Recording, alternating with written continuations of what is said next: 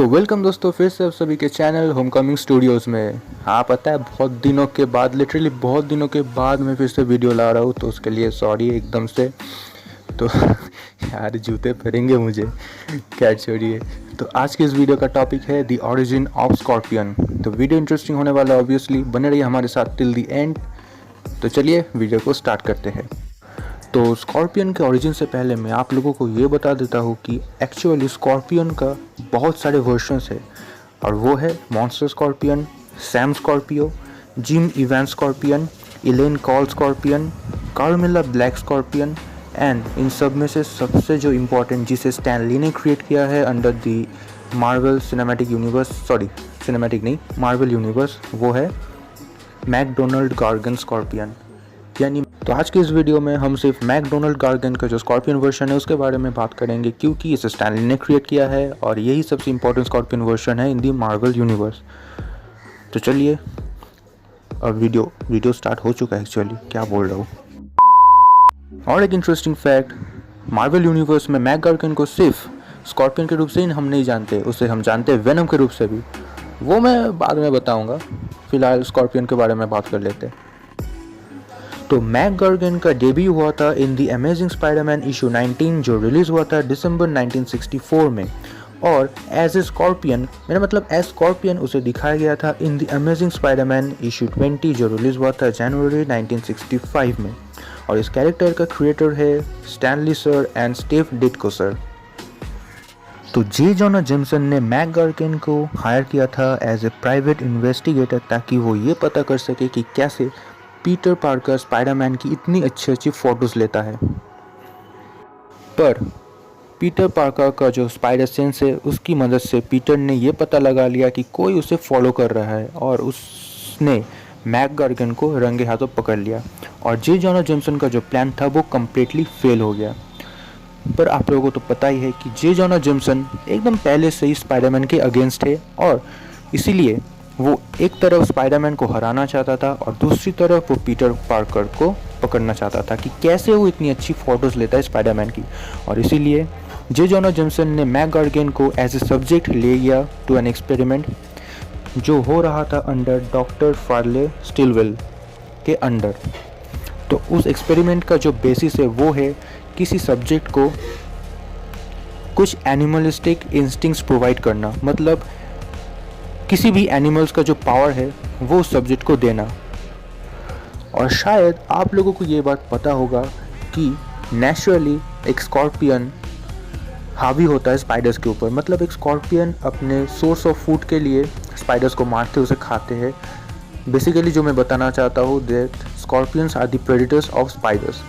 और इसीलिए उन लोगों ने ये सोचा कि ये जो एक्सपेरिमेंट हो रहा है ये होगा एक स्कॉर्पियन के ऊपर बेस्ड, ताकि वो स्पाइडरमैन को इजीली हरा सके।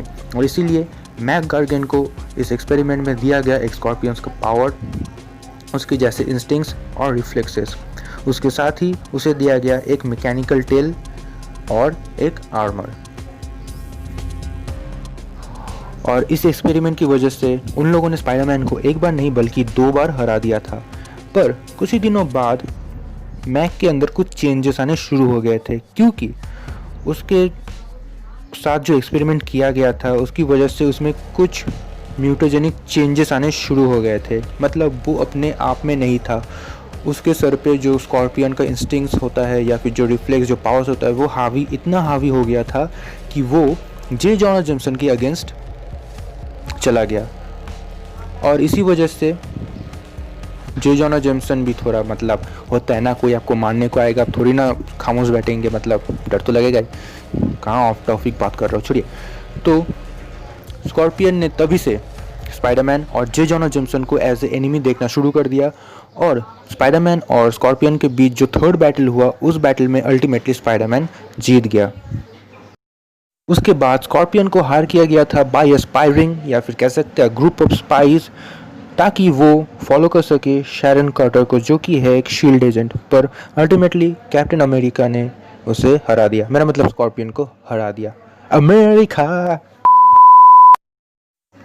उसके बाद स्कॉर्पियन और मिस्टर हाइड ने मिलके शील्ड के अगेंस्ट एक अटैक प्लान किया था, पर वो भी नाकाम हो गया था because of captain America and falcon.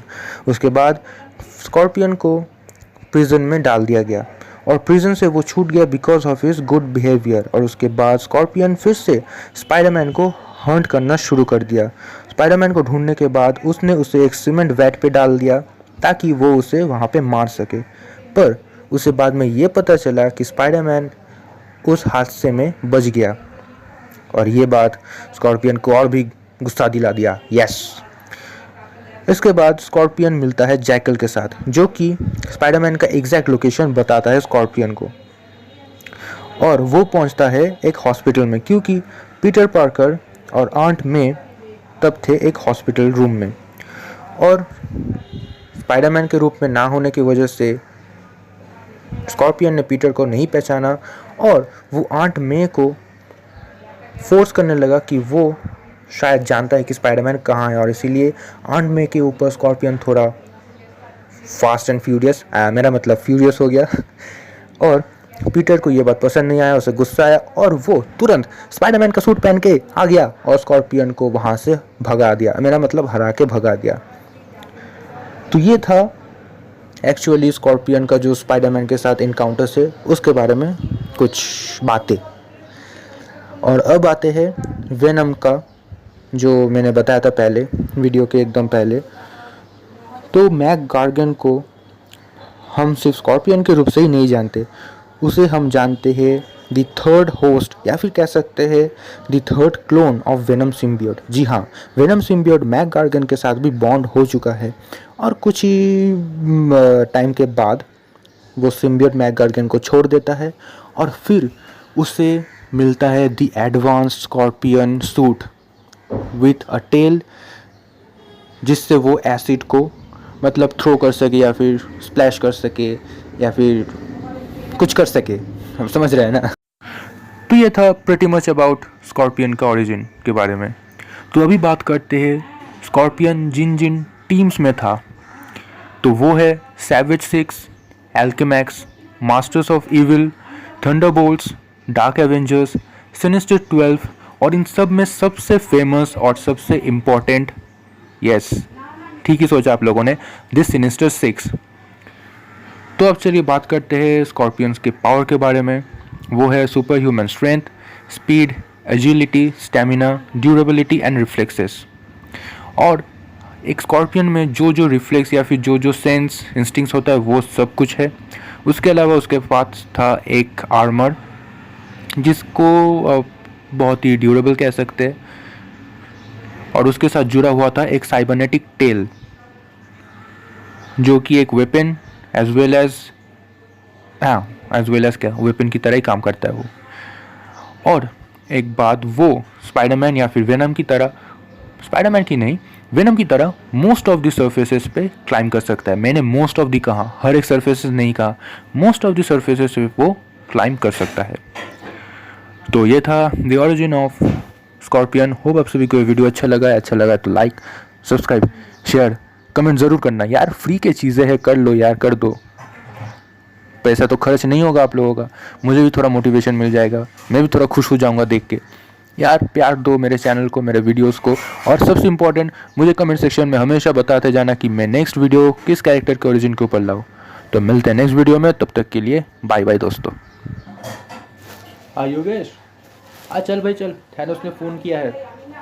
अरे टकले ने अपना रियलिटी स्टोन खो दिया है, बार बार बोला था उसको कच्चे में नहीं रखने का, अभी जाना पड़ेगा उसको ढूंढने में। चलो। अरे वो मोटा, मेरा मतलब स्टार लॉर्ड का स्पेसशिप है ना अपने पास, उससे जाएंगे ढूंढने। चलो चलो, फ़ोन कर रहा है बेचारा।